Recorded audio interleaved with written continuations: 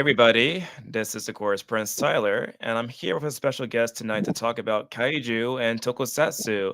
We have Mr. X. How are you doing, Mr. X? Hello, everybody. Tis I, Mr. X, and I'm doing pretty good. I hope you guys are too. Thanks for having me on. Anytime. I guess to start off the conversation. What was your first ever exposure to Tokusatsu and Kaiju?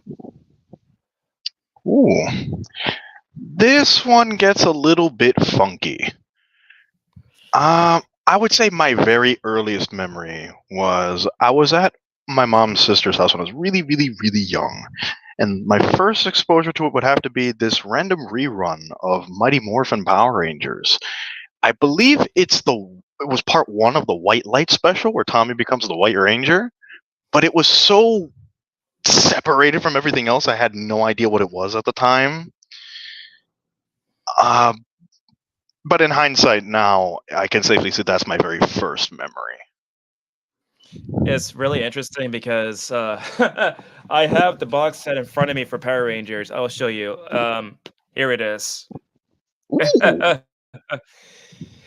But yeah, I would say that my first ever exposure to this particular genre was in fact Power Rangers 2, because I would say it was during the 1990s, and basically I saw like a lot of these episodes when I was a kid, but at the time period I had no idea it was really Japanese or not, because now I do, but in the past I didn't. I did not necessarily knew it was a particular kind of genre of show.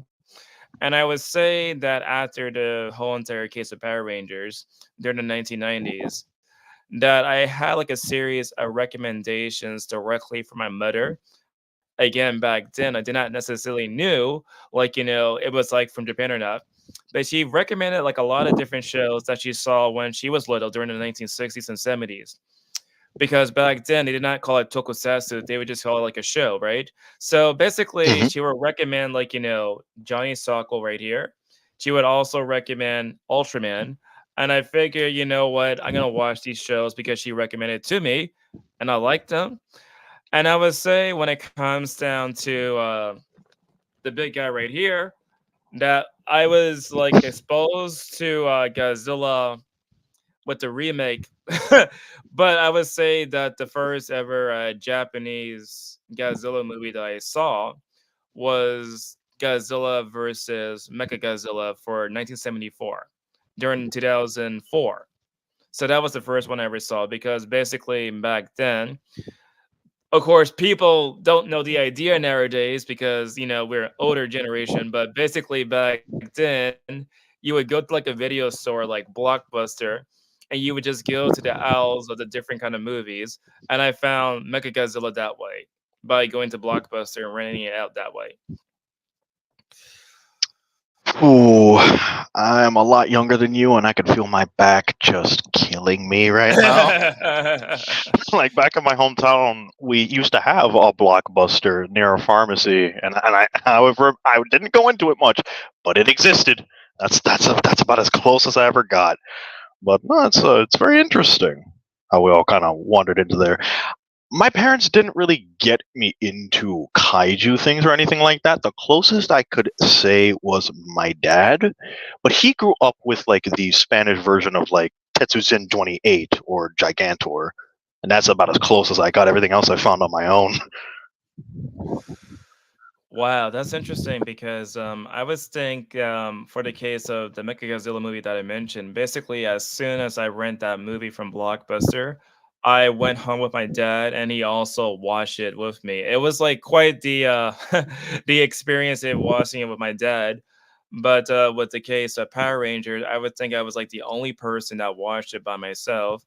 And I remember there was like a humongous kind of outrage about Power Rangers, because they would say Power Ranger was satanic. They would say Pokemon was also satanic too. So I just couldn't believe like they were frustrated about that. There was also the same Oh time period. It was no, no, you also go the first. same time. Yeah, yeah. It's like the same time period that they were burning Harry Potter books also. The circle is now complete, as they say. But I grew up in the north. I know all about it, at least as far as like different series like Yu-Gi-Oh, where they would take our cards and stuff. Power Rangers is really funny considering they fight evil and they technically only ever fought demons in one season in like 2000 Raise. and never again. Raise. But whatever. Who's keeping track, right?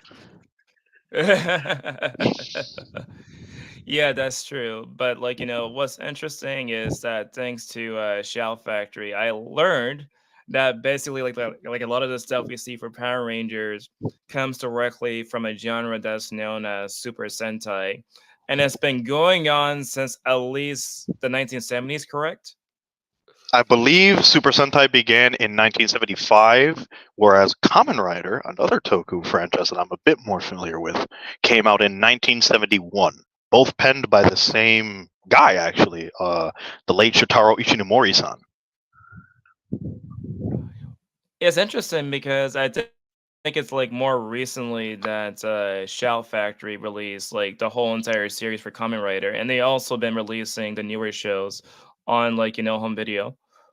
They have 1971. I know they released Kuga a few years ago. They did 01, and most recently they announced Geats,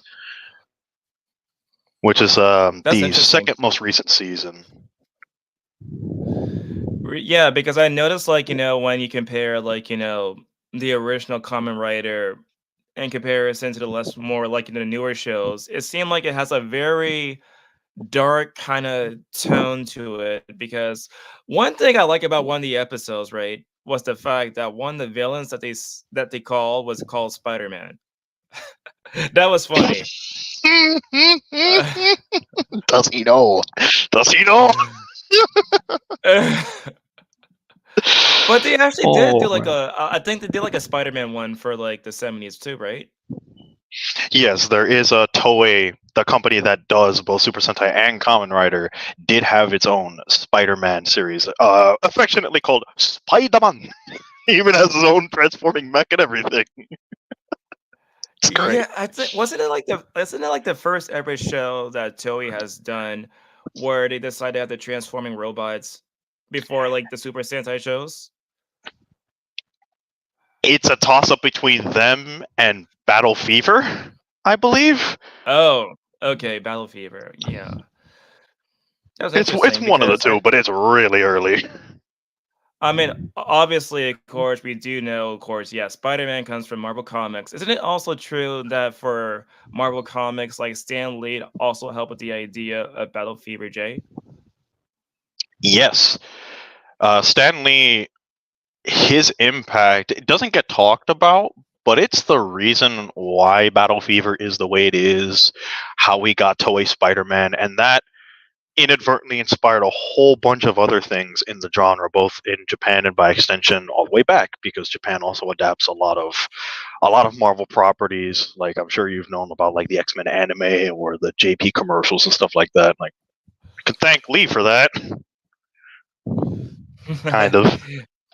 Yeah, because I think I remember reading that at some point that they basically asked for like, ideas from Marvel Comics, and that's why they had Stan Lee. But what's also really interesting too was the fact that like a lot of the shows that basically came here, like, I was talking about like, Johnny Sacco. I was also talking about Ultraman. That basically like a lot of these shows, they were basically acquired by American International Pictures, which was pretty known back then for producing like a lot of B movies that were like, double features or like, like a lot of Edgar Allan Poe movies with Roger Corman, rest in peace.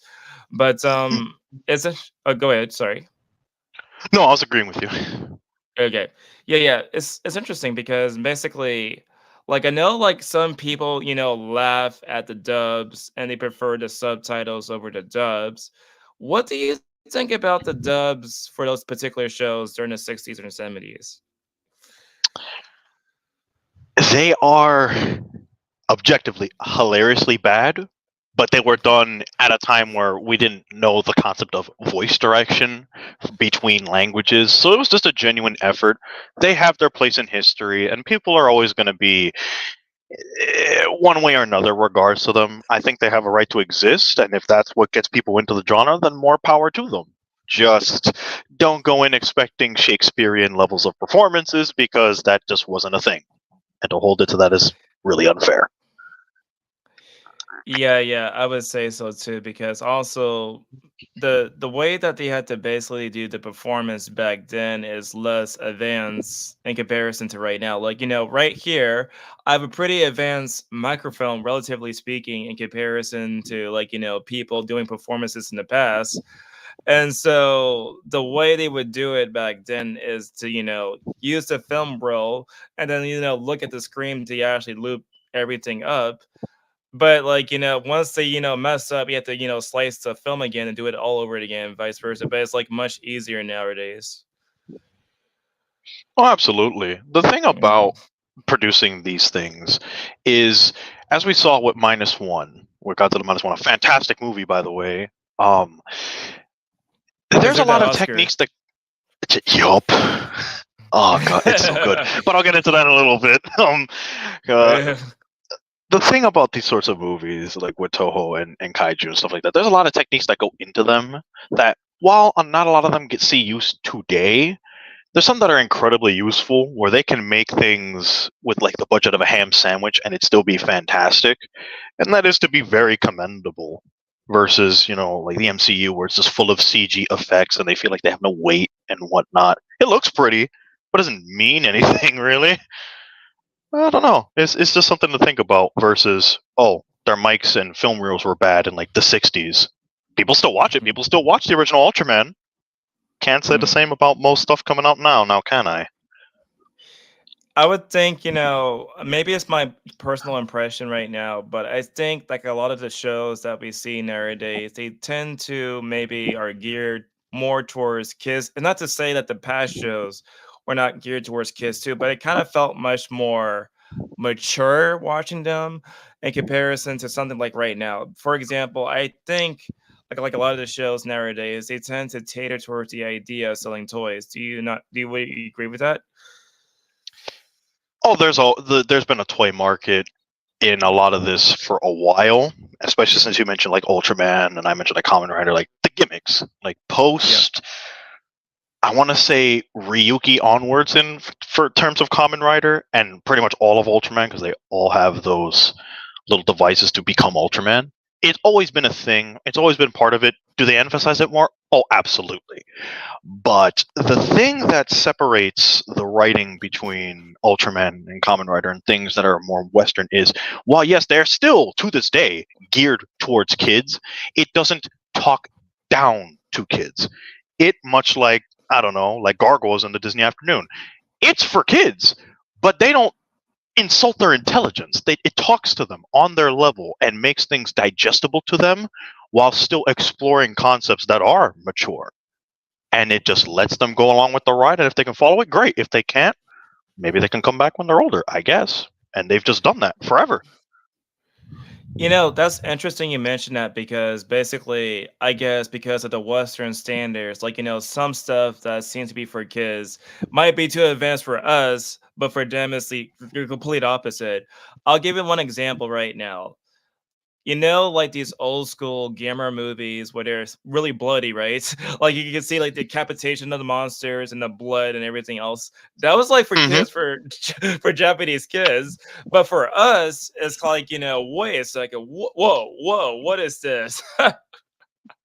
Exactly. And in our adaptation of Super Sentai, like in Power Rangers, you can have scene by scene. Let's see. There's an episode of Time Force where Wes's helmet gets damaged. You compare that to Time Red, and he gets damaged in the same episode. You see blood coming out of his face. The helmet is way more destroyed. Like they tone it down for no reason.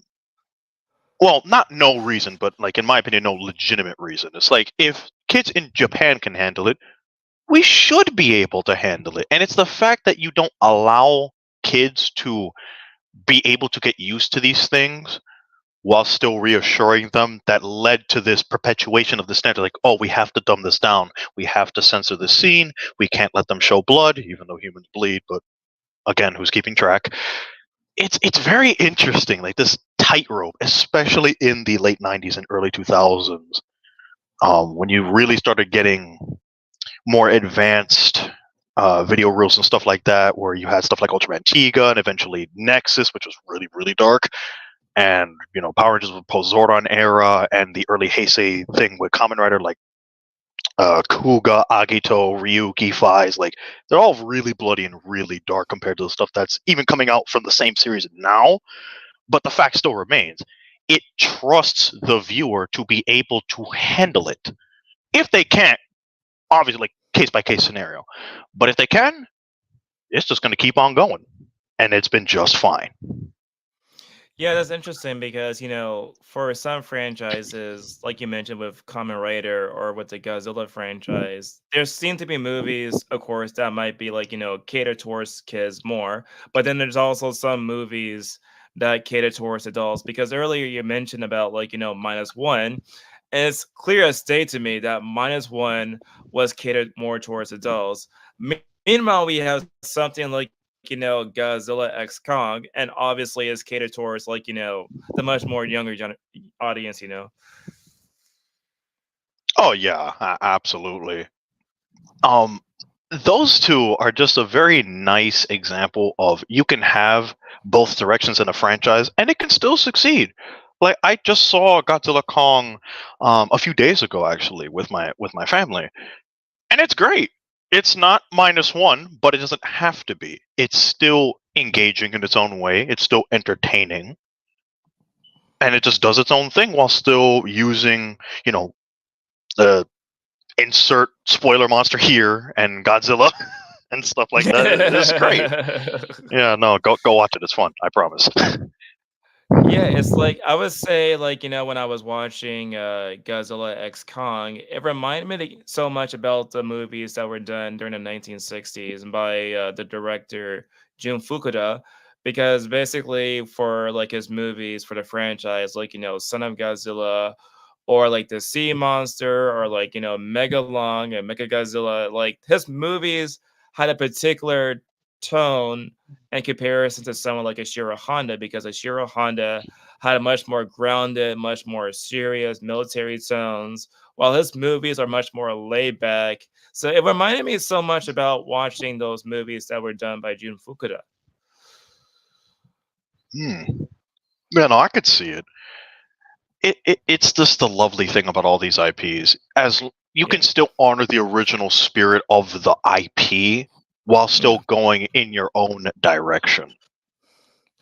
Like, there's like a long debate on like the Twitterverse, and that basically the Monsterverse should not be like like it is right now. It should be more like the Japanese series. But you can point to the Japanese series and say, well, there's actually some entries right here that might be like much lighter in comparison to the other ones, and vice versa. So I was think in that kind of conversation, maybe the people are new to the Godzilla franchise. They don't necessarily know that the Japanese also had entries like the Monsterverse.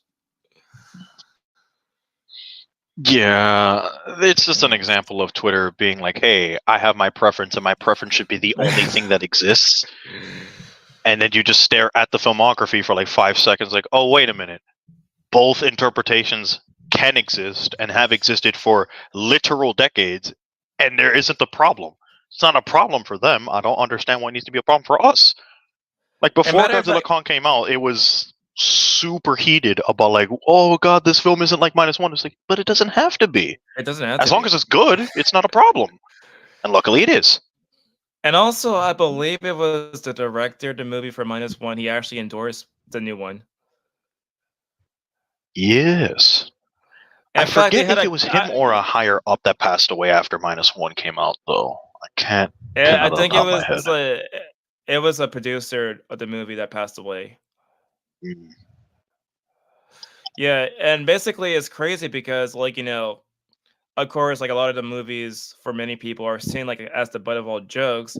And so I was like, surprised when I saw the Oscars live that it actually won. Because for me, and I guess for like a lot of people like us, like we already kind of see like, it was already special to begin with. But like, it kind of reconfirmed like, what thought before it won the Oscar. Yeah, it's while we can see what they were going for and appreciate it, Yeah. it's nice to know that other people that may not be aficionados of this kind of thing are able to step out of their bubble a little bit and appreciate it for what it was and didn't really ask for it to be altered. They were just able to, hey, here's this movie. It's great. I enjoy it. We're going to respect it. And it's just good to see, and I hope we get more of that. Yeah, it's interesting because it was like, the 70th anniversary of this franchise. And basically, back in 1954, when the original first came out, of course, we had like, AZ Tsuburaya. We also had like a Shiro Honda and also Tomiyuki Tanaka as the producer. And basically, when it first came out, it was limited to select Japanese theaters for like the American market. And then basically they recutted it with like Raymond Burr, but also in the exact same year, I believe it was like Seven Samurai that also came out the same year as the original Godzilla. But I don't think back then, to my knowledge, they actually nominated the original one for the Oscars for that year. And so it came like a long way to finally, 70 plus years, they finally get the Oscar for something good. Yeah.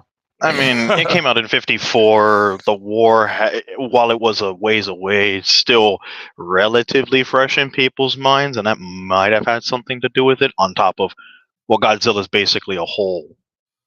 It's He's the poster boy of the whole thing about the nuclear bombs to begin with.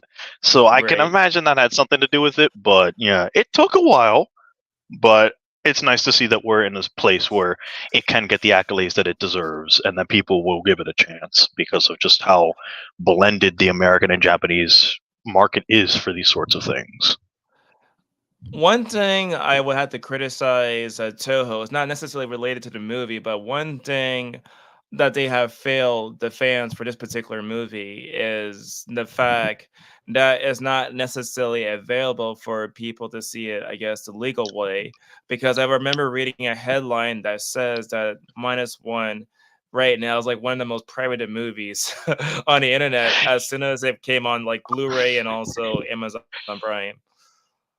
Yeah, that's the biggest blemish of the movie, and it's not even the movie's fault. It's just Yeah. distribution. It's been absolutely poor. A lot of people in the Toku community really lay it on how angry they are that, hey, like, we want to support this movie, we know it's good, and you just won't give it to us, so we have no choice, or else we're never going to see it, because if it's up to you, we won't. So Yeah, it's just yeah, been I'm really trying to, funny. I'm trying to like, express patience and actually use my money for the official Blu-ray release for that movie because I want to support the company as much as possible. It's kind of like, testing my patience though. It's been since like November since I saw it. So why are we still waiting right now? I bring up Kamen Rider a whole bunch, but it's like, yeah, first time, first time, play. I'll get to that in a moment. But yeah, no, that's the one blemish of this movie, and it is just objectively just why. This is free real estate. Like, this is a layup. Like, you made your money back in spades when just releasing it. I don't even think it's up for streaming here in the States, if I recall. Like, I wish it No, no, was, because nope. Nope, it was not. It's not. when I went to go see it, there was like these kids just running around and being obnoxious little punks. And even still, the movie was so good, it even got them to be quiet at the really serious moments. And I'm like, okay, it's that good. But it'd be nice to watch it myself and not have to deal with that, but guess not. I had like the opposite experience because from my experience when I was there, I did not have anybody at the screening. It was just me. Nobody was interested. But when I saw like, Godzilla X Kong, it's the opposite experience where people now wanted to see it. So completely different experiences. Life is funny. Yeah, I mean, yes, I'm glad that people saw Godzilla X Kong, but I wish more people saw the other one before that one, though. Oh, It depends on where you are. yeah, Like where I was living at the time, it was a small theater, so it was well, it was more filled than I expected, but it wasn't completely right. jam packed either. Um, so experiences may vary, but the demand is there. It's just they don't want to distribute the movie for some reason. I'm just feeling okay. Yeah, I remember like it was gonna be released for 2 weeks only. Then they continued to increase the release date until February, and plus a black and white version of the same movie too. I wish I could have saw that, but Yeah, like it'd the be like thing that. about Yeah, the thing what I like about the original movie is the fact that it was shot in black and white because to me the sort of essence of the movie like you were talking about earlier about the nuclear weapons, I think it's actually amplified by having it in black and white. It kind of feels like this sort of you're close to the action and it's like a very much like a documentary kind of feel and it kind of signifies the terror in front of you when you see Godzilla attacking Tokyo. Exactly. And as part of the reason why I think minus one did so well is that it harkens back to the original feel of the first movie while doing its own thing and touching on subjects that really do not get talked about much at all and handling it with respect. Like, yeah, it's in color and whatnot, but you got to read the subs. Everybody was reading. Eh. Yeah, that's kind of interesting. It's like the only Godzilla movie that I know that has no dub. It was a decision, but it did not hamper our experience at all. And it just harkens back Exactly. to what I talked about in the beginning of our little conversation. Like, you have your vision, go for it. Trust that your audience can follow up on it. Do not tamp down on it. If you think a dub is going to tamp down on it, then don't do it. Right. Now getting back to the movie itself for minus one, maybe Mhm. it's me, but I have noticed like, some direct influences from other movies.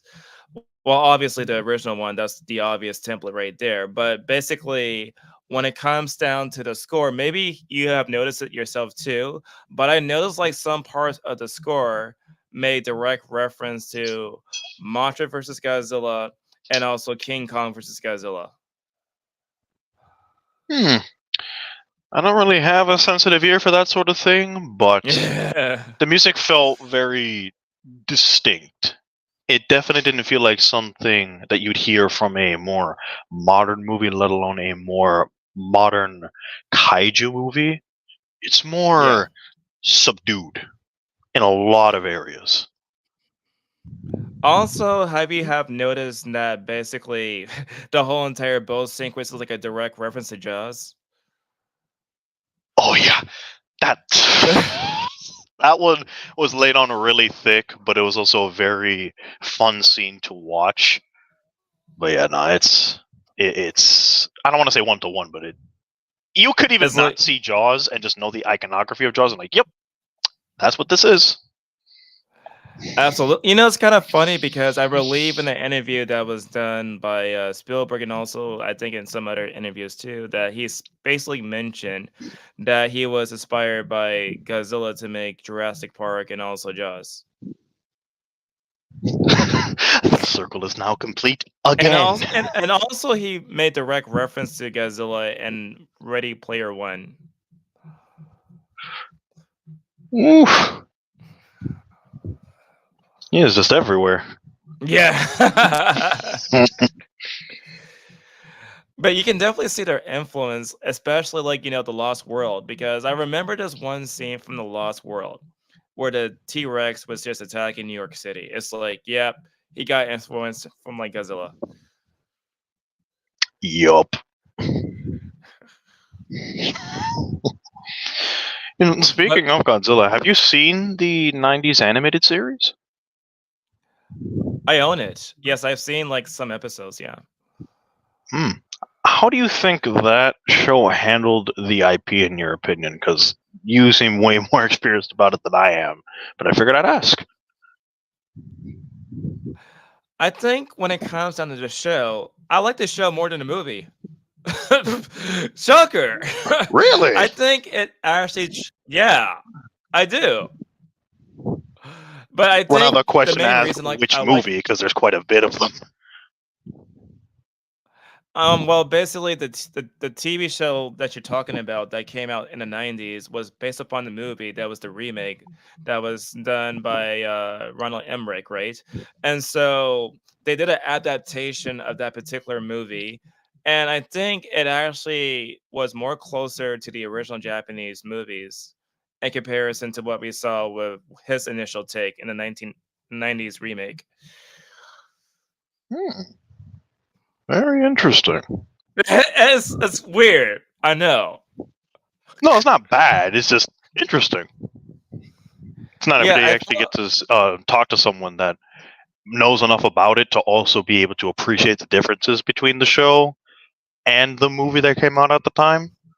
there's like more than one show because besides the one that came out in the 90s for like that remake, there was also what was it? Singular Point that came out on Netflix. There was also back in the 1970s there was a show that was called Zone Fighter and had plenty of Toho monsters in that show too. But there's no official like a release for that show, unfortunately. So the only way to see it is through like like a bootleg. But they basically made a show that had Godzilla and these other Toho monster called Zone Fire in the 1970s also. That's pretty cool to know. But yeah, not being able to see it officially, I have the Yeah. sneaking suspicion we're going to be saying that a lot. I think that's how most people get into like the Japanese stuff because even for anime, like the only way people back then for anime could see this kind of stuff was through the bootlegs. It was either through the bootlegs or in certain series if they got picked up by Toonami during the original one Yeah. specifically. Yeah. Yeah, and I would say when the bullies began to sell, I guess the companies like, what was it, like Streamline Pictures began to notice and they started to release like movies like Fist of the North Star.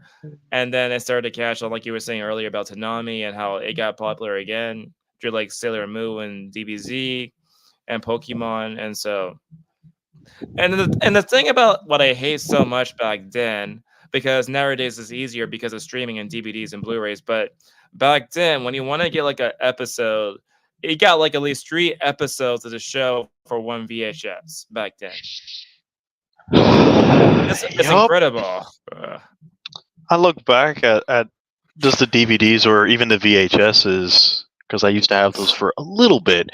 You get like 2, 3, maybe 4 max on one of those, and now it's like, oh, here's the whole season, and plus some of the movies that came out afterwards.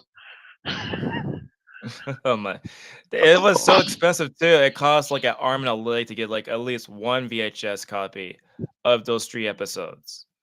And now it still kind of does. Like it's still kind of expensive, but at least you get the whole show or Yeah, the whole movie in decent quality. true. But getting back to the topic about Tokusatsu, because we're not talking about anime, we're just talking about Tokusatsu. Hmm. So basically, have you seen the Ultraman series? Yes. Out of the big 3 Toku franchises, I will admit it is the one I am the least familiar with, but I do know my way around a few things.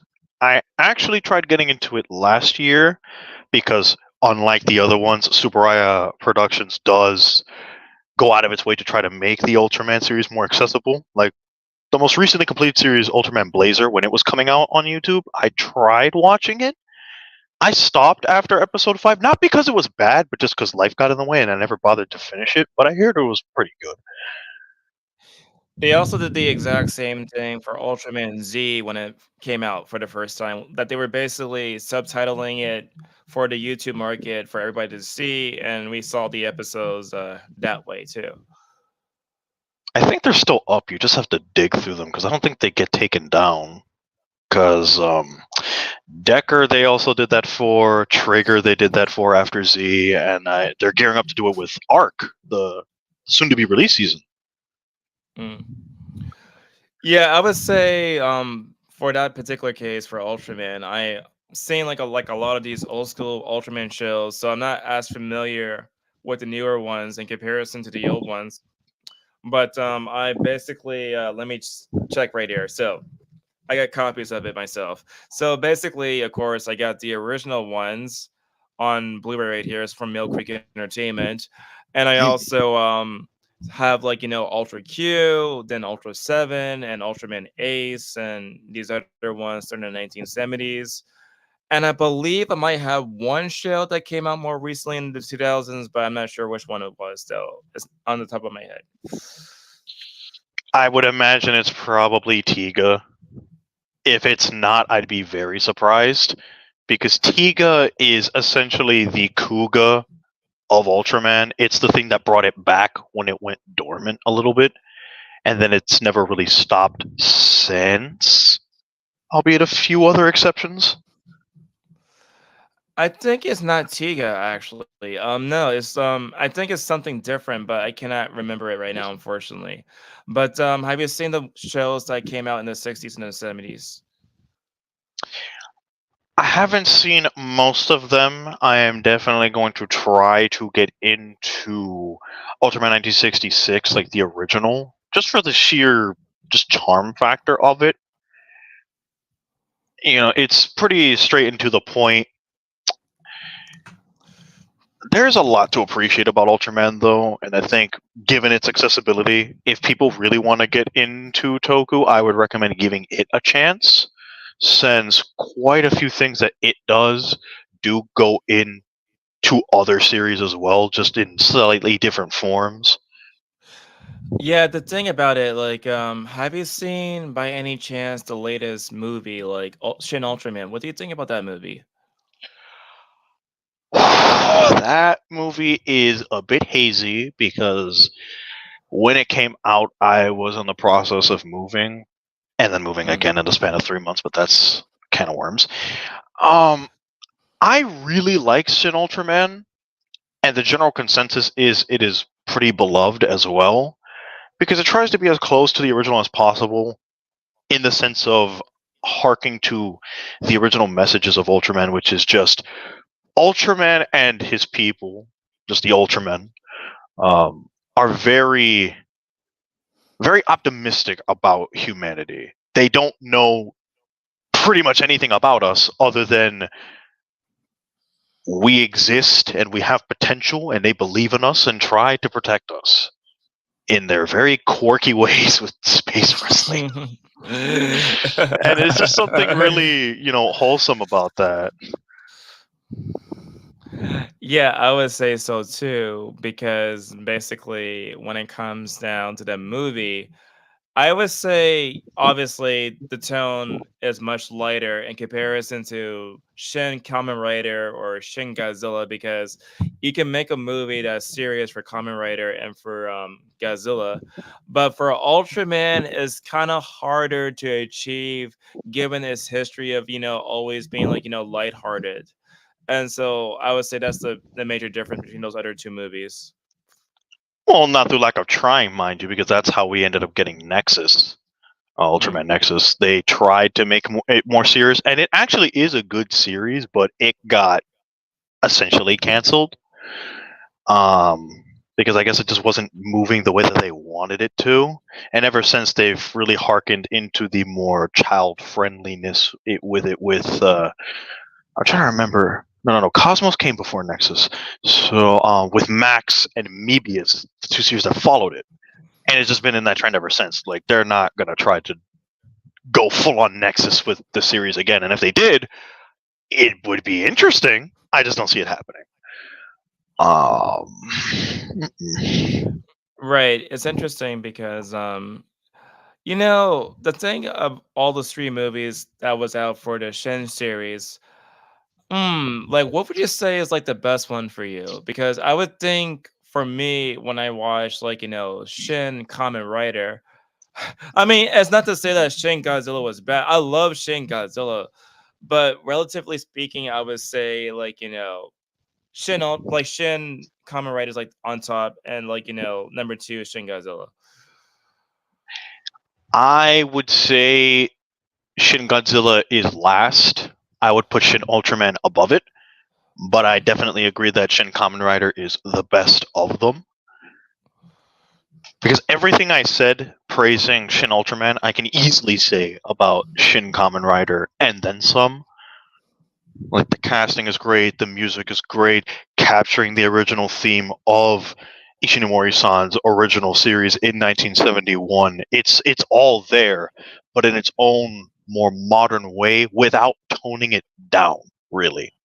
Not the messaging, sure. The visuals compared to 1971, sure, but the overall message I think has been the least diluted among the three movies, and that alone makes it the most enjoyable to me. On top of using modern effects to capture the classic feel of this type of property, like it's You just almost a know, perfect blend of the two. it's kind of interesting you mentioned the effects because the special effects, at least for Japanese standards, are like, very impressive to be quite honest. Because there was this one fight scene I remember where basically Kamen Rider was fighting like some other person in the sky, and I cannot help but to think that it reminded me so much of like a fight from DBZ. Yup. That was great. That was really good. But also, I love how basically it's just so bloody too. Just, I don't think the original show was as bloody as the movie.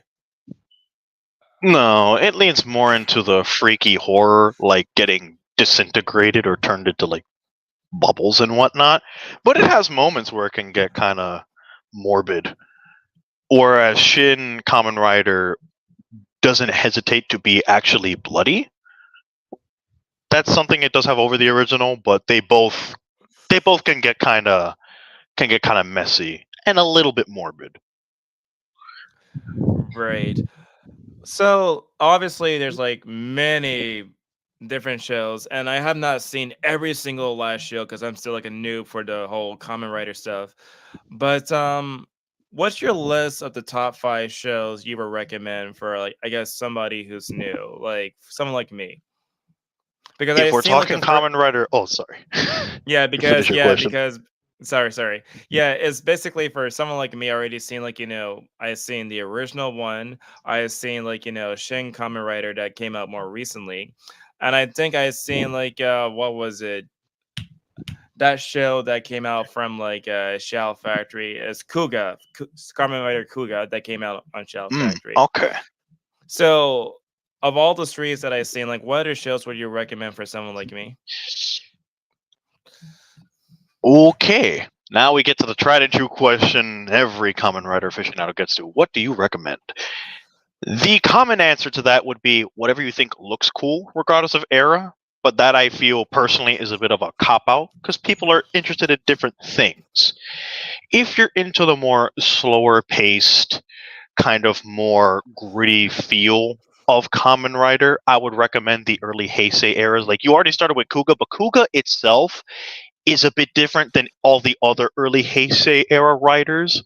It's kind of in its own league. It's still fantastic, but Agito and Ryuki and Faiz and Blade and Hibiki and Kabuto, they're more similar to each other than they are to Kuga, so it's hard to deviate from them.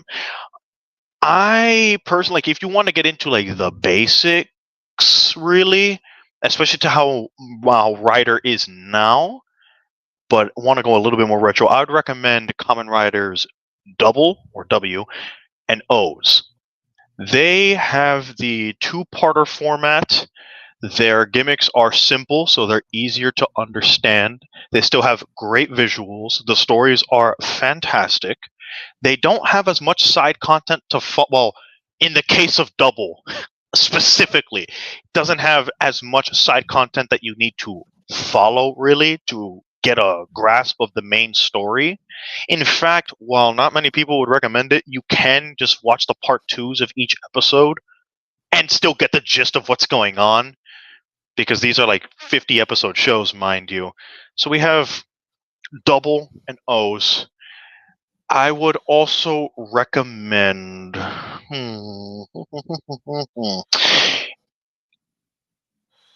lot of.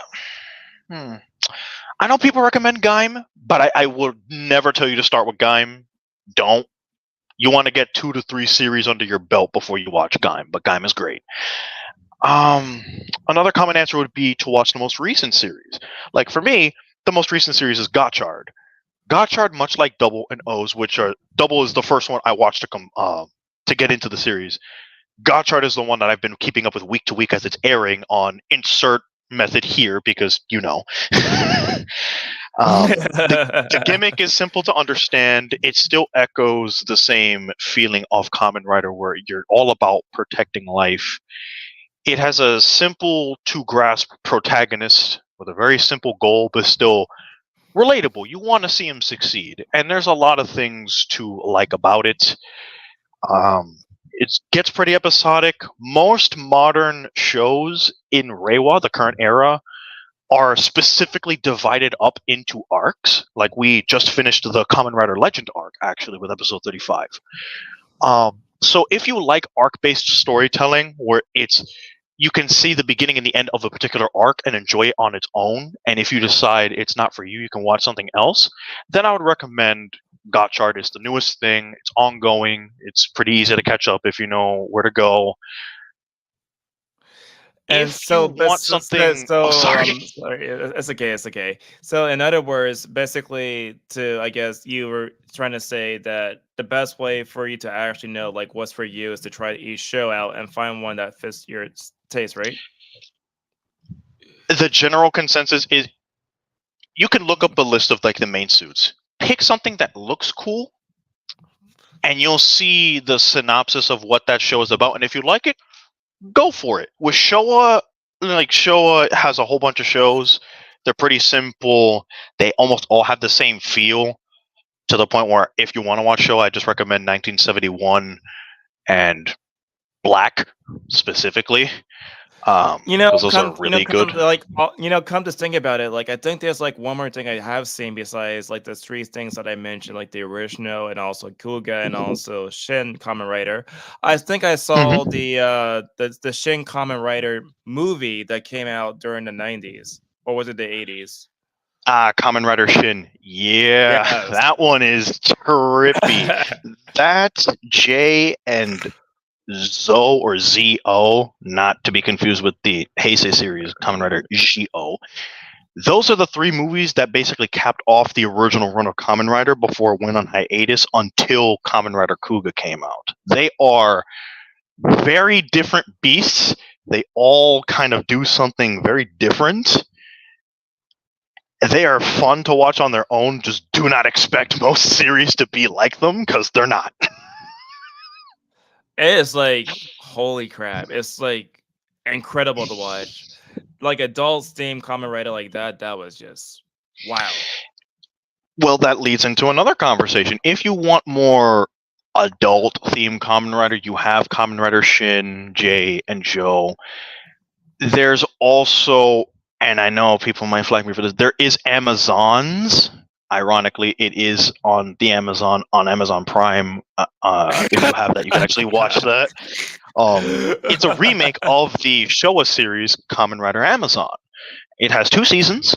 They have different suits with more modern effects. It is bloody, and it has its own story to tell that deviates from the original Showa series. It is more adult. Now, there is another adult-oriented Kamen Rider thing that came out recently, and that is Kamen Rider Black Sun. That is also on Amazon. And it is a more modern take on Kamen Rider Black. It is a limited series. I've watched it to completion. It is very mature It talks about a lot of very sensitive topics. Some are handled with respect, and others, your opinion on it may vary. If you want to watch like peak adult Kamen Rider and what it's capable of, I would recommend Black Sun. Um, So because wait, I think that's like its whole subgenre, yeah. so for Black Sun, it's like on Amazon as well, right? Yes, it's on Amazon Prime. Now, originally when it came out, Okay. I want to say back in late 2022, it was obnoxiously hard to find on Amazon because of how they encoded the link. It should be fixed now. So if you have Prime, you should be able to find it no problem. And if you can't, there's like a million people on Twitter that will help you find it because it is good. Ironically enough, people don't talk about it as much as other seasons because some older seasons they get talked about even now, if only for the memes. That one kind of doesn't. But if you want adult Kamen Rider, I would highly recommend it. It is beautiful to watch. If you've watched Kamen Rider Black and then you watch Black Sun, I think you can appreciate it more because you'll be able to appreciate the differences between the original show and Black Sun, and also be able to digest the original story beats that it tries to tell in that particular world that much more. You don't have to, but if you choose to, I think you'll get something pretty cool out of it. Yeah, speaking about Kamen Rider Black, isn't it true that's also been released, I think, on Blu-ray by Discotech, right? Yes. Yes, it has. Okay. All right. So basically, so like of all the lists that you just mentioned right now, I think yeah, for the first one it's available like on Shell Factory, and then of course like Cougar available like on Shell Factory. Then the newer ones also available on Shell Factory, and of course some of the shows like Black from like Discotech. Correct? Correct. There are Yeah. like free streaming sites like Tubi and whatnot that other seasons are available. Mm, Like I believe Ryuki is also done by Shout Factory, so that should also be available. That's the third Heisei series. okay. That one's more battle royale. And I'll say this: if you go in and watch Ryuki and like the concept of a battle royale, you will likely also want to try Geats, which is more modern and does things very differently, but is still very enjoyable. Because they only really do that like three times. They do it with Ryuki, they do it with Gaim, and then they do it with Geats, the whole battle royale thing. Okay, now let's get back a little bit to Power Rangers because earlier at the beginning of the conversation, we started out saying that our first exposure to this genre was through Power Rangers. So, do you have a preference? Do you prefer the Super Sentai or do you prefer the Americanized Power Rangers? It really depends on the season. As a whole, I'm biased towards the American, at least up to RPM for various reasons. But there are some Sentai seasons that are just standouts on their own that you can just enjoy without ever having touched the Power Ranger adaptation, and some kind of get slept on. But Mm-hmm. to give an objective answer, I prefer Power Rangers, if only because I like some of the adaptations or some of the more original content that they do with the concept. Like, let's take Lost Galaxy, for example, because that's one of my earliest memories with Power Rangers as well, because I didn't grow up with Power Rangers too much when it was airing season to season. I actually got an old VHS from my dad in one of my older houses of the first few episodes of Lost Galaxy, which to this day is still one of my favorite seasons ever. It's great. Go watch it. It's on YouTube for free. Um, it's based on Gingaman, a nature-based season. Whereas Lost Galaxy, they managed to adapt it in a way that it's a sequel to In Space, a season that's supposed to be the finale of the Power Rangers IP at the time. But it did so well, they kept going, and we got what is affectionately known as the post Zordon era of Rangers. And they do this whole thing about having a space colony traveling the universe to find a new world for humanity after the events of In Space, where humanity was almost destroyed. Hmm. You know, that's interesting because for the seasons, unfortunately, the only kind of seasons that I can possibly, remember would be like, Mighty Morphin Power Rangers. Like I already showed you earlier my DVD box set, Hmm. but like that's the one that I have the most memories because basically I was a kid. Everybody who was a kid saw it during the 1990s. I actually got a chance to buy a copy of the Zoo Ranger show that basically led to that particular season of Power Rangers. And yes, I do have a certain sense of nostalgia for like, Mighty Morphin. Don't I won't lie about that. But I kind of felt because now I'm an adult, I kind of like, Zoom Ranger a lot. Oh, I prefer Zoo Ranger over Mighty Morphin Season 1, because that's the more one-to-one comparison, because Mighty Morphin basically is a hodgepodge of three different Sentai at various instances versus, Zoo Ranger, Dai Ranger, and Kaku Ranger, respectively, for Seasons 1 through 3. Mighty Morphin, it has its Uh, place. I respect it. It has cool moments, but I really prefer the Sentai versions of those seasons. we have a question from a comment. It says right here, which were the best version of Power Rangers? I guess it's towards you or me. Um, I will take the floor on this one if you don't mind. I don't It mind. really depends on what you interpret, Mr. Freaky God, I'm going to assume. It depends on Yeah, what you freaky god. like. Um, Objectively, people really like RPM for being just a fantastic adaptation in the sense of doing its own thing because it's wildly different from Goanger.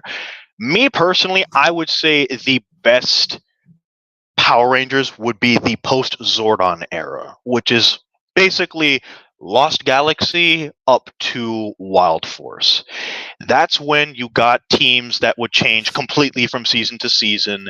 They would try their best to adapt things but add their own flair, but were also as mature as around the end of In Space to where they weren't afraid to they weren't afraid to kill Rangers off. Like, mm-mm. Lightspeed Rescue is the only season that has straight up demons, for example. And then Time Force has Rancic, and Wild Force has the storyline with Master Org being a Power Rangers original thing, which is it's a very dark story, but still very digestible for kids. I think that's the sweet spot of Rangers, where they're able to do the adaptation and follow the Sentai, but in its own way while adding its own things. Like, again, um, Terra Venture, which is the name of the space colony in Lost Galaxy, the Titanium Ranger in Lightspeed Rescue, because that's a wholly American thing. Um, Other than that, you kind of have like one-offs, like the early Disney era of Power Rangers, and that's Ninja Storm, Dino Thunder, SPD, Mystic Force. Those are all great. There's a standalone too. They have their own things. It depends on what you want. If you like the older, grittier feel, post Zordon. If you want something a bit more modern but is still really cool, early Disney. Peak. Is that It's interesting you mentioned that because, like, people have been complaining as of lately that Disney has been ruining Star Wars. So it's kind of interesting to hear that they have not ruined Power Rangers. Disney's relationship with Power Rangers is hilarious because they are Yeah. responsible for some of the most wildly beloved seasons of the franchise, but they also really wanted to get rid of it and tried to kill it because they technically were acquiring it through the end of Time Force, and technically Wild Force is the first production that they had something to do with it, and they were going to kill it at Wild Force with the end. That's why its finale is known as the end of the Power Rangers Parts 1 and 2. But it did so well that they kept going, and we got Ninja Storm in the early Disney seasons that are wildly beloved by people, including me, Dino Thunder, and SPD specifically. And again, they tried to kill the franchise with RPM, and they adapted it to be this sort of Terminator esque, Rise of the Machines type of thing, whereas Goanger is like a comedy series. A lot of the Car Sentai are comedy series, if you couldn't guess. Yeah, that's interesting. Also, yeah, I would say like, when it comes down to these sort of Disney series, I think I maybe have seen maybe one or two episodes. I can't remember the exact episodes, but there's something that just came up to my mind just right now because I remember at some point I remember seeing some sort of clip It was like one of the Super Sentai shows. I cannot remember which one right now. But there was like this image of like all the Power Rangers from different generations together. Did they do like an American adaptation for that part? I cannot remember the exact name for that Japanese Sentai. Based on your description, it sounds like you're talking about the legendary battle. We Yes. tried to do it, and by try, I mean butchered it horribly between a combination of just things getting cut out and Rangers not being available to adapt the legendary battle. That was the focal point for Megaforce and Super Megaforce, respectively. The second series that Saban did after they got the rights back from Disney when Disney tried to kill the franchise with RPM. It's bad. It's just objectively bad. No shade to the actors or whatnot. They're just being paid to do a job. But that adaptation of Legendary Battle is horrendous. If you're going to watch it, please watch the Legendary Battle. I believe 199 Heroes, which I believe is the prelude to Go Kaiju, which is the one with the pirate suits. That season of Sentai is fantastic. It also gives you little glimpses into what a lot of the Rangers or Sentai before them were capable of doing in a bit more of a respectable manner. But if you try to watch Legendary Battle in Power Rangers, just avoid it like the plague. Just don't touch it. You know, there are two movies that I have seen from the Power Rangers. The first movie, of course, the one from the 1990s, with the Ivan's oops or whatever kind of thing with the ooze. And then there was also the one that came out more recently with Bryan Cranston as Zordon. So, what do you think about those movies? Because I haven't seen the one from the 90s in like a long time, but it was pretty interesting. What do I think about the movies? They exist. Mighty Morphin, they tried. I think that's the one that they really took seriously to try to make it look like a motion feature because these suits have like more armor to them and whatnot. The movie objectively is bad, but it's a so bad it's good kind of thing. There's another movie that came out as well, and that's Turbo, a Power Rangers movie. Both of which I used to own on VHS. Turbo is just objectively bad, but what's funny about that movie is it is also the pilot for the Turbo season. Where if you watch Turbo episode 1 on YouTube, because almost every season is there officially, so you don't have to worry about it getting taken down or whatnot. Just you can't do it in the background because they put it on YouTube for kids. Anyway, you watch episode 1 of Turbo, it acts like if you've watched the movie because the main bad guy is talking like they've already fought the Rangers before. And Justin is there, and you're like, who's this guy? He wasn't in CO. It's like, oh, you didn't watch the movie. God bless you.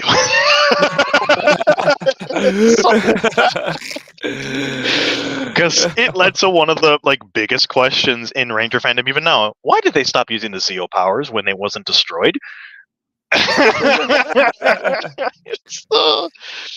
And then you have the Bryan Cranston Zordon movie. That movie, it was ambitious. I don't think it's bad, but it tried too hard in certain areas for me to really like it too much, but I don't dislike it. I think out of all the movies, it is probably objectively the best one because it's the most put together. But even then, it's not great. Power Rangers just does not have.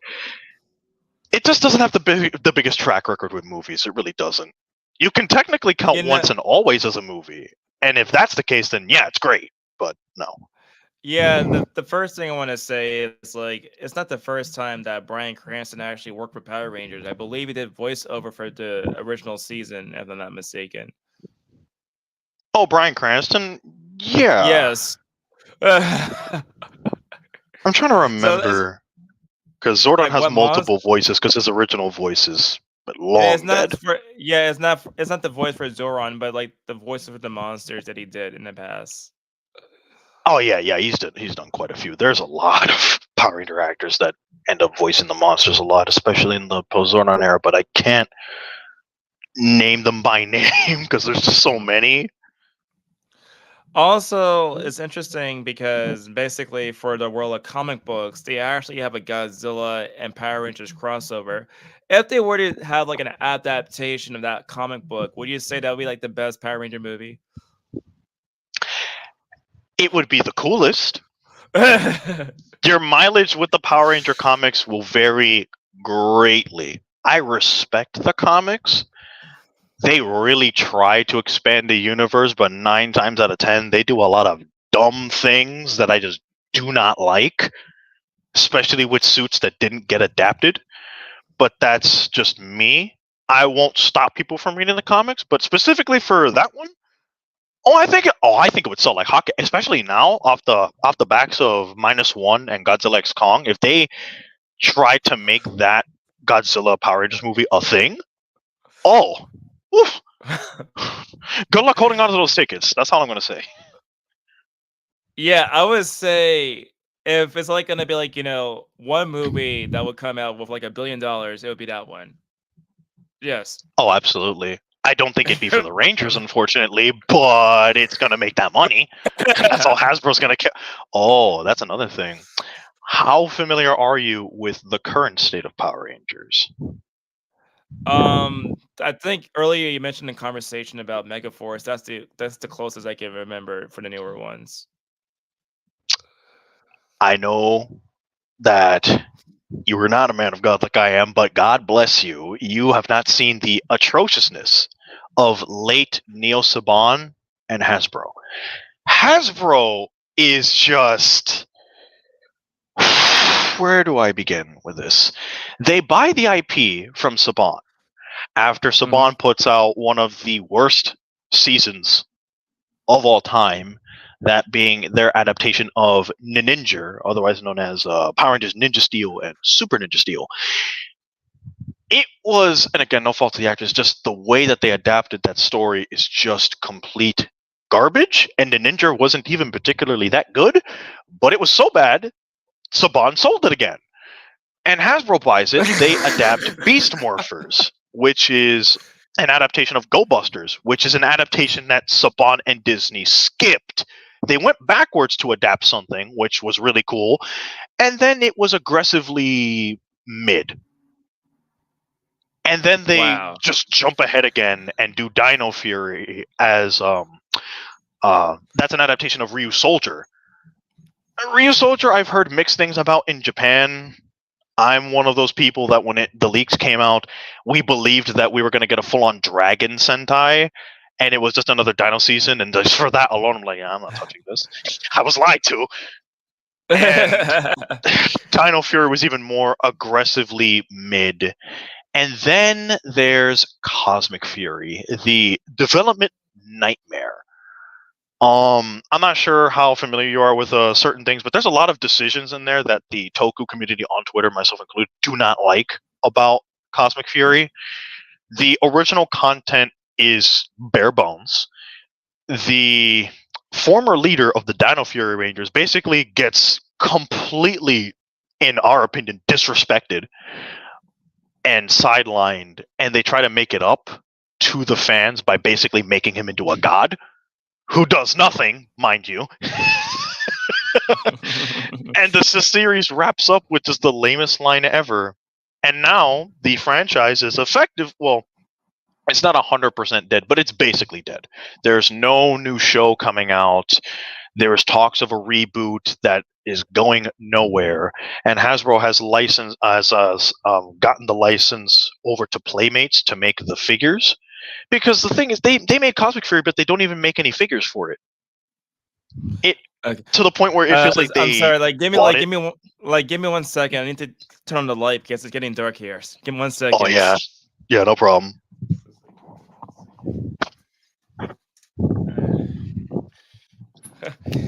I almost kind of forgot how long we've been talking. So, Time flies when you nerd out. Yeah, but long story short, Hasbro basically killed the franchise in like 2 years, well, 2.5, which is really unfortunate. There's a lot that could be done with the franchise. Like we both said, it was our gateway into this stuff. I really respect the post Zordon stuff, even though it was a bit out of my time, except for Time Force. not because I think it's bad, but because that's the one post Zordon thing that I did watch when I was in grade school to completion because of Jetix, where they aired an episode every weekday during a summer vacation of mine, and that's how I watched that season. But just it's really sad to see where the franchise is now. Yeah, like I was saying before, the only way they could possibly redeem themselves right now is just make that Godzilla Power Ranger crossover. It will redeem everything. What they could do is give it to someone who actually cares and maybe adapt some of the other Sentai and do a good job, like Lupat, which is Lupin Ranger versus Pata Ranger. That one they refused to adapt because of the whole gun violence thing, which makes no sense at all. Earlier I was that talking. Yeah, Mhm. earlier I was talking about like Johnny Sokol because one thing I remember hearing like stories from my mom about was the fact that there was also concerns of the gun violence in that show too. But the thing is, Lupat doesn't have like Yeah. gun violence in the way that people expect. It's more like traditional fare. But that was Okay. around the time where BLM was kind of a thing. I mean, they still are a thing, a very obnoxious thing, but nowhere near as big as around the time this discussion was happening. This was around the time that Dino Fury got announced to be the next adaptation, and people questioned, Mm. well, why aren't you doing Lupat? And it's like, oh, because of guns. And I was like, oh, you're letting this leak into your decision making. That's what people in my circles like to call a red flag. Um, Yeah, and that's then interesting. But there's the also, Q but Ranger thing too. But I'll go on. I'm sorry. no, no, no, no, no. It's okay. Go ahead. There's also the whole Q Ranger thing with Cosmic Fury, where they borrow a few concepts for Q Ranger, which is an adaptation of people were asking for like forever, because the suits are great and the show is actually really good.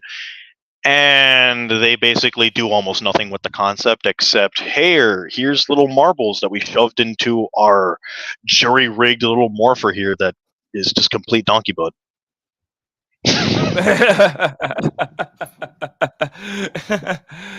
Okay, so we cover Godzilla, we cover Ultraman, we cover Kamen Rider. Let's cover some of the stuff during the 1950s and 60s because that was actually known as the Japanese golden period for sci-fi movies. Now, have you seen The Mysterians by any chance? No. No. But have you heard about it? Have you heard about it though? Also, until you've mentioned it, no. Okay, so The Mysterians was made in 1956 by Shiro Honda, the same guy for Godzilla. And basically, it's about like, the kind of same plot we know for sci-fi movies where aliens start to, want to conquer the earth. It's kind of like the same kind of plot, but Japanese style. And they have like these kind of Mhm. like Power Rangers kind of outfits too. Okay. Well, it certainly sounds interesting. It probably was like the inspiration for those kind of shows for Power Rangers.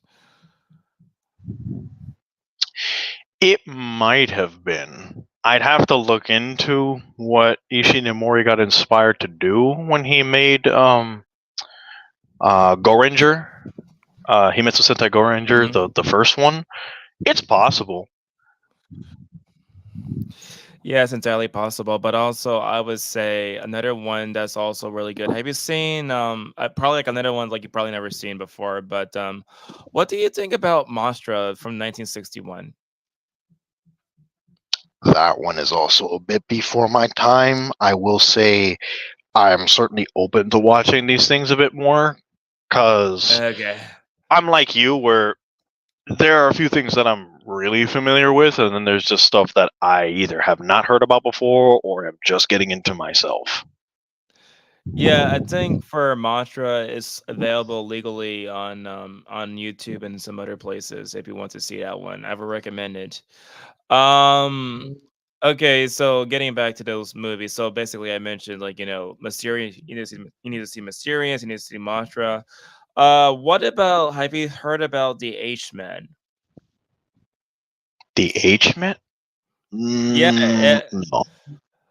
it was made in 1957 by Ashiro Honda, and like the title suggests, it's mostly like horror-based movie that's focused more about like the atomic bomb. And basically, I remember seeing some sort of images of like mutated people, so it's a really interesting movie. Also, there was a movie that came out in 1963 that was called Matango, and basically, Matango was about these giant mushrooms. Okay. Okay. It sounds really bad, but trust me, it's actually pretty interesting. That's the thing about a lot of these concepts. They sound out of context. They sound utterly ridiculous, and then you watch them. It's like, oh wow, this is the greatest thing ever. I would say of all the Ashiro Honda movies that he did, like basically that one, besides the original Godzilla, is actually one of the creepiest one he actually have done. It definitely sounds like it's Matango. a bit slept on. Matengo, huh? Okay. Yes, Matango. Yes. Yeah, it's not as well known in comparison to like the other movies he have done over the years, but yes. And also, yeah, the comment says right here that basically the mushrooms were mutated people long before The Last of Us. That's true. That's absolutely true. Sony, if he was still alive, you'd owe him reparations. That's all I'm gonna say. Yeah. But there's also like another one that Ashiro Honda had done in the past in 1959. It was called The Battle in Outer Space. Have you seen that one? No. Wow. Basically, just to answer this, if you predate Ultraman 1966, I likely don't even know you exist. Okay. All right. So let me try to go towards like that time period where it's closer to Ultraman. There was just a few movies that came out. Have you seen, for example, Frankenstein Conquers the World? No, but you're telling me that title, and I'm like, okay, or like I am down because I've always liked Frankenstein as a kid. I just did not know that this existed. So basically, what Toho did, you probably already know about the history, like how they got the original Godzilla and King Kong movie together, because basically Willis O'Brien, he basically pitched the idea, I believe, to Toho Studios. They have a Frankenstein versus King Kong movie, but what they did instead was to just have King Kong and Godzilla fight together. But they still had the idea of a Frankenstein movie. And so they decided to use that idea, that concept of Frankenstein for that particular movie, where basically it's like a humongous mutated kid fighting against this giant monster that they call Barugan. And it's like some sort of subterranean monster that he was fighting against. And it's interesting movie. It's actually it's very close to horror, but it has like elements of giant monsters too. So Huh. Well, it certainly sounds pretty fun. I'm not gonna yeah. lie. So basically, there's also like another one that came out the same time period. There was, of course, King Kong Escapes that came out in 1967. That was also done by Toho Studios. And have you heard about that one? No, but it does lead me to ask you something though. Since King Kong has been handled by Japan and America, since I think we came up with the concept, who do you think has done a better job with the character and the mythos of Kong? Because Kong is more so associated with us here in the States, but not much really happens except more recent things. So I would say, I mean, obviously, for King Kong Escapes, it's a fun movie. It's just something you would see on a Saturday morning, like just relax. There's nothing really deep or thought provoking about that particular movie. But I will say that when it comes down to the original Godzilla and Kong 62 when that came out, at least for the Japanese version, because the American version, they changed stuff for the American version. But if you watch the Japanese version, it was like a social commentary about, like, what was it, the state of, like, journalism, for example. They wanted that particular character for the whole entire news organization to get like a story to, have King Kong and, have something exciting, because they thought that the stories that they had prior to, that discovery of King Kong on the island, that those kind of stories were, boring for the audience. We need something more spectacular like King Kong. And so it comes across as like a satire in a sense, because of the whole entire subtext about what they were doing with the news organization and what they were trying to do. So I would say, like, as far as the Japanese adaptation of that particular character, I would say that one's pretty good. Yeah. Hmm. It's always something to look into, and also, yeah, journals are gonna journal. That is something that has not changed.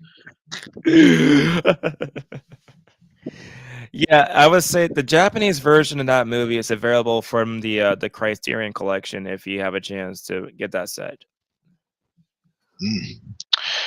Definitely when well, it's not in the that's another thing about this whole genre is like there's so much cool stuff about it, but like I hope it's the only thing you follow because a lot of it costs money. Absolutely, like a lot of money. So, also, what do you think about the Space Giants? Because I watched like a lot of the episodes of that, because I have again recommended by my mother because she grew up watching Space Giants. What do you think about that show? It is bizarre. It's very bizarre, but I can see the appeal. I really like it. Stuff from that era. I think it's a bit before something that I can really get into, but I can appreciate it. Like, oh, this looks goofy beyond imagination, but I kind of love it. Yeah, okay, this comment says right here, Doggerah. Yeah, I saw that movie. It was in 1964. So, since you don't know about that era, so basically the concept of Doggerah, if you want to understand the story, is basically this. There's like a bunch of like robbers who want to get like the sort of diamonds, right? However, when they try to get the diamonds, they get sucked up by a giant jellyfish. That's the premise of the movie. And Dogger is a jellyfish. Oh, jeez. Yeah. Okay, so this comment continues to say that I think you've seen the Baragon costume from Frankenstein Conquers the World because it was reused in Ultraman. It would depend on which Ultraman it was used in, because oh boy, you want to talk about reusing suits? Ultraman does that a lot. Oh my gosh, Both in like the '60s, but even now, like, oof. there was this one particular suit for the 1966 Ultraman that's more or less the same Godzilla suit, but with some sort of thing over his neck. Yup. Yup. And not just that, it's not the first time he did that, because for Ultra Q, which came before Ultraman, they also used the same Godzilla suit, but call it like a different monster. It was Gomez, Gomess. Oh yeah, Gomez. Yeah. Yeah, that's something that Super Eye Productions did a lot since they had a hand in Godzilla and a few other monsters of the era. Was they incorporated the suits into the Ultraman mythos before it even became the gargantuan thing that it is now. They've been doing that since its inception. It's really wholesome, but also emblematic that they really do have the budget of a ham sandwich. It's interesting because the newer seasons, when I saw Ultraman Z, well, besides the fact that they still have the suitmation, use like a lot of CG nowadays, and it still looks pretty good. They use it to enhance the fights and make it easier on like the stunt actors, and it looks oh man, Ultraman when it comes to its effects, I think does it the best out of the three long running Toku series because there are other ones like there's more niche Toku like Garo. Oh, I'll get into that in a second, but just keep that in mind for later because Garo's great. Um, Ultraman likes to reuse these things a lot because these planets and creatures come back in various seasons, even if they're not connected to each other. And while that's all well and good, it's mostly done because Subaraya Productions, for the longest time, has had issues with money to where there's a whole. You know how we have like the Heisei and Reiwa and Showa era of writer? We Yes. have new generation Ultraman where a little bit after Tiga, Ultraman like Ginga up to very recently were in there, and a lot of their motifs were fusing with other Ultramen, and a lot of old monsters from other series would come back because they had almost no money. Yeah, the thing is also, this comment says like another Toe classic from the 1950s is half human, but it's hard to find because it was insensitive to the indigenous Innu. I seen that movie actually. I have a copy of it on my in my DVD. And it was like a movie. Yeah, he mentioned before that it was basically considered to be too sensitive, but basically, during the 1980s, Toho Studios, they had plans to release it on VHS, but they canceled the plans.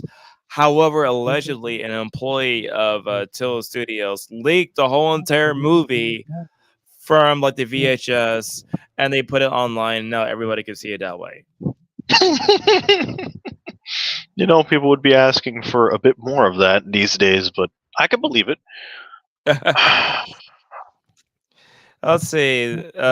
Mr. X, are you familiar with the 8-bit Nintendo Godzilla game, classic 1950s Toho monsters? Tyler asked you are in that are classic Toho spacecraft and vehicles. Yeah. I know the game exists. Am I familiar with it? No, because as I've alluded to, I'm a lot younger than Tyler is. Yeah, there's like a lot of these the games because basically, of course, the games that came out during the 1980s, those were, not necessarily as advanced in comparison to now, because I think during the time of the GameCube, they released Destroy All Monsters Melee. That was like one popular title they released. Godzilla Unleashed, that was also really popular. But they also made a game that came out for the PS4, and I have the copy of the PS4 game. Oh. Yeah, around that time a little bit earlier, you had a few Toku based games like Power Rangers would have a bunch of games based on their seasons and like on the GBA. Kamen Rider had like a lot of games on the PS1 for some reason. Like even as far into like no, I don't think they did one for like Blade, but they did quite a few for the PS1 and then on the PS2. It's very interesting to see what they do. Ultraman actually has a few games as well. I mentioned Tiga. I think Nexus and a few other seasons have games too. I don't know the console. I just know they exist and they look pretty neat. I think there was this game that came out for the PS3 where basically it not only had Ultraman, but it also had Gamera and Godzilla in it too. I cannot remember the exact name of that game, but it had like all the Toho monsters and these other characters in this universe. That already sounds like a fantastic time. Yeah. It was some sort of Japanese game that was never released in the United States for reasons. Much like with licensing. Like I already said, you're going to hear that a lot. Yes, but getting back to the conversation. So basically, I would say obviously you need to see a lot of the movies that I mentioned before from the 1960s and the 50s. There was this one movie that was done by Toho Studios. It's called Actragon, and it's basically about this, like, have you heard about like this sort of spaceship where basically it's like a sort of some sort of like, giant like serpent attacking the spaceship. It's basically that kind of movie. But what happens in the movie is that the Mu Empire plans to destroy Japan, and the best way to save the whole entire Japan is to have that sort of like, that sort of submarine to attack that giant serpent. That's the movie. Oh, it is out there, but hmm, it sounds like a good time. It's a fun time. It's a good movie. I recommend that. You can find it on Internet Archive. There's some subtitle copies and also dub copies as well for Actragon. Okay. All right. There's also this other movie that was by Toho Studios. It was called Varan the Unbelievable, that came out during the 1950s. It was filmed directly in black and white, and originally it was supposed to be like a co-production between like America and Japan, and they wanted to make like a TV movie for that particular movie. But at the very last minutes, the American company bailed out, and so they made it into like a Japanese only movie. But basically, the special ability that the monster actually has is to fly. It's literally a giant monster that's like a giant flying squirrel, a little bit like that. A flying What? squirrel. Oh man. I mean, hold on. Let me try to find like a picture of the monster. Let me check 1 second. I had to show you what it looks like. Hold on. I'm gonna show you what the monster looks like.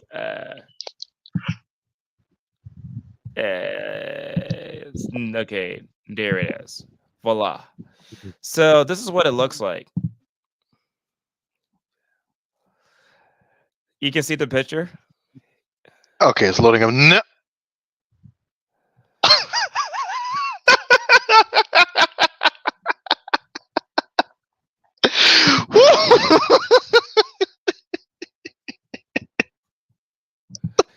I'm dying. Woo! You told me flying squirrel. I was like, that just looks like a very brown Godzilla just about to slam itself onto something, but it's not falling down. Yeah, I guess the main reason why I compare it to a flying squirrel because it literally just flies like a flying squirrel. Yeah, Like if it has the same pose of like a flying squirrel. It just doesn't have the membrane. yeah. It just looks even more ridiculous than it already would have if it had the membrane. I'm like, oh no.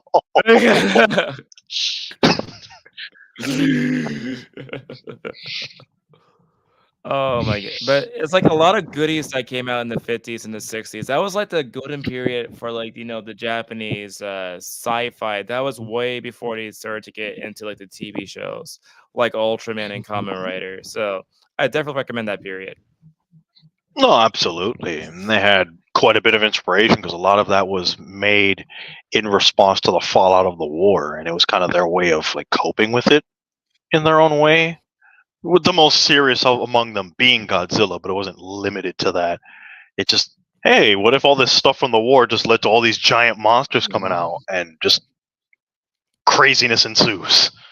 And now we You have to. know, this conversation cannot be complete without a conversation about the original King Kong because without King Kong, there would be no monster movies. Okay, I have not seen the original King Kong, but I've seen a few King Kong movies, mostly from the States, like I want to say late 2000s, early 2010s. Even without knowing much about the character, I've always liked Kong. It's just a big monkey just throwing hands. Like now, as an adult, it's like okay, we get the lore, like the whole thing about Skull Island and the tribe that kind of talks to him and stuff like that. But just as a character himself, he is just great. You just love Absolutely. to see him go to town. Um, If you get a chance, watch the original movie that came out during the 1930s because one aspect that continues to, I guess, impress me because when I was a teenager, I used to like do like a lot of student films on my free time. And so the process of, making a movie, I know about that. The process of editing, I continue to do that for my YouTube videos.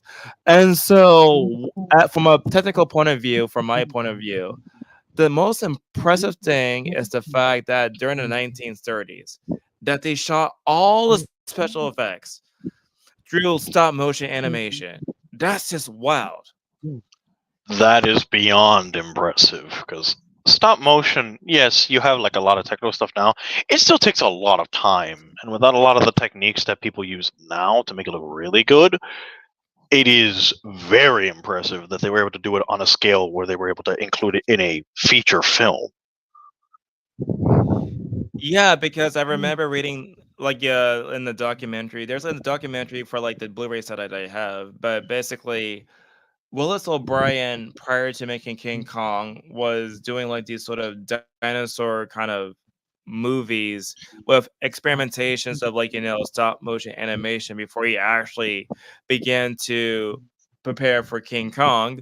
But there's this one fight scene. I don't think I'm not giving any kind of spoilers whatsoever because everybody knows about this at this point. But basically, Mhm. this one fight scene where Kong fights the T Rex that allegedly took at least 7 weeks to film. Yeah, I could believe it.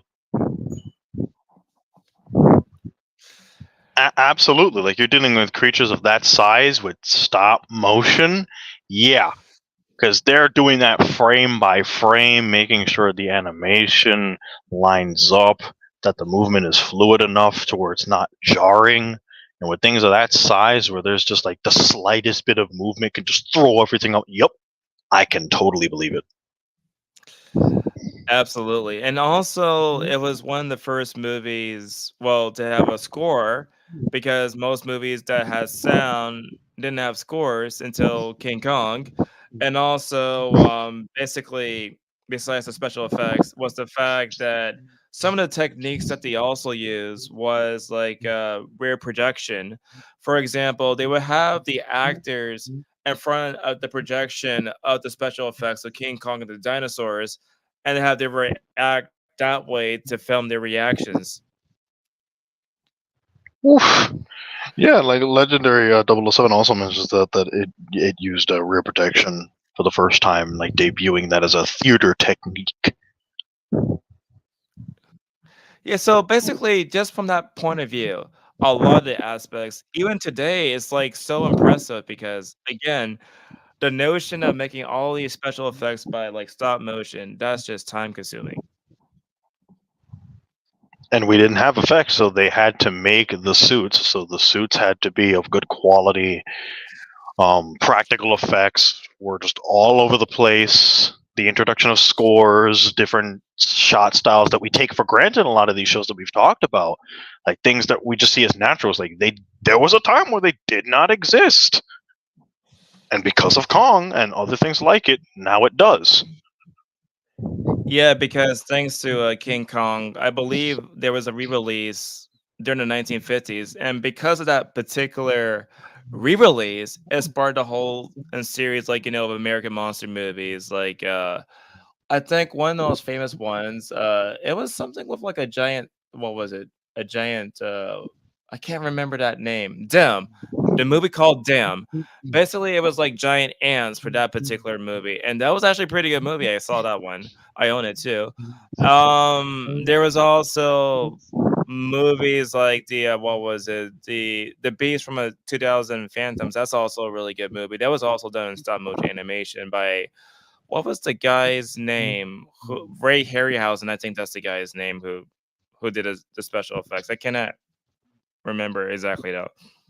Yeah, it's Harryhausen. Legendary had it in the Harryhausen. comments. Yeah, yeah. Oh yeah, okay, yeah, it was Harryhausen. Yes, but then of course, I guess there's like a debate, like did Harryhausen inspire Godzilla? And maybe I know for a fact that the special effect director for Godzilla, he mentioned he was inspired directly by King Kong. I know that for sure. I also know that there was a lot of kind of like events that inspired the movie because there was the what was it, like the Lucky Dragon ship incident that happened where basically I think they got radiation on the ship and that inspired an event in the movie. I know that there was a story that basically the producer was on an airplane and allegedly he's thought about the monster that way. So it's like a lot of different kind of conflicting, I guess, stories of how they came up with Godzilla. Yeah, I can see it going back and forth.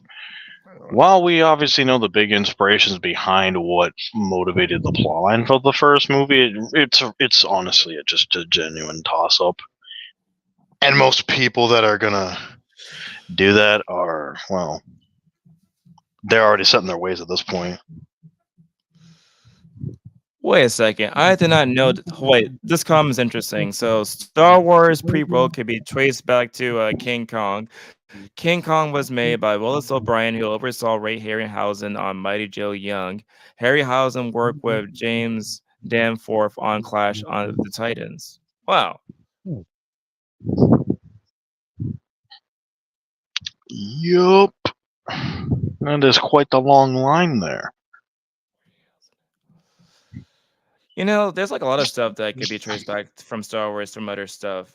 I mean, obviously Flash Gordon, but also even with Kurosawa, if you were to compare the characters of R2D2 and 3PO, is basically based upon the movie The Hidden Fortress. Also, Hmm. Now that is interesting. Y- yeah. Have you Yes, seen and any? Phil Tippett oversaw the CGI on Jurassic Park, so we're full circle with dinosaurs. Yeah. But have you seen any of the Kurosawa movies by any chance? No, but I very much want to. Uh, you should I start. know of their impact. I know they're good. It's just finding the means to do it and the time.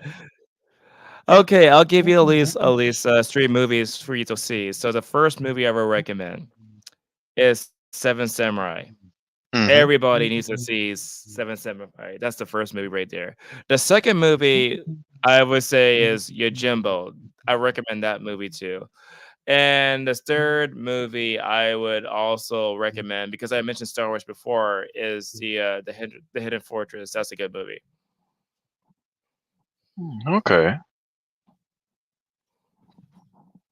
But like I would say of all the movies that I mentioned on that list, the Seven Samurai one is longer. It's 3 hours long. So make like a lot of time for that particular movie, but it does not necessarily feel 3 hours when you watch it out.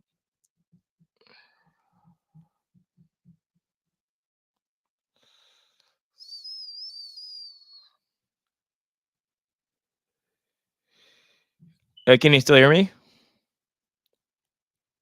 Oh yes, yes I can. Sorry, I thought you kind of froze for a second there. No. Um.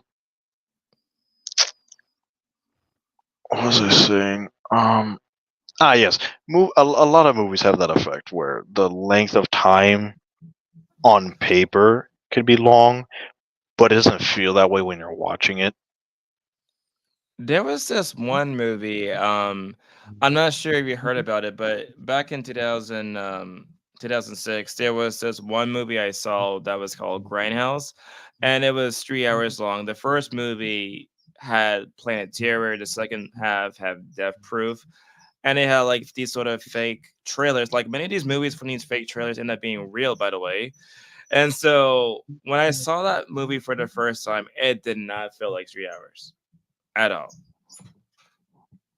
Hmm.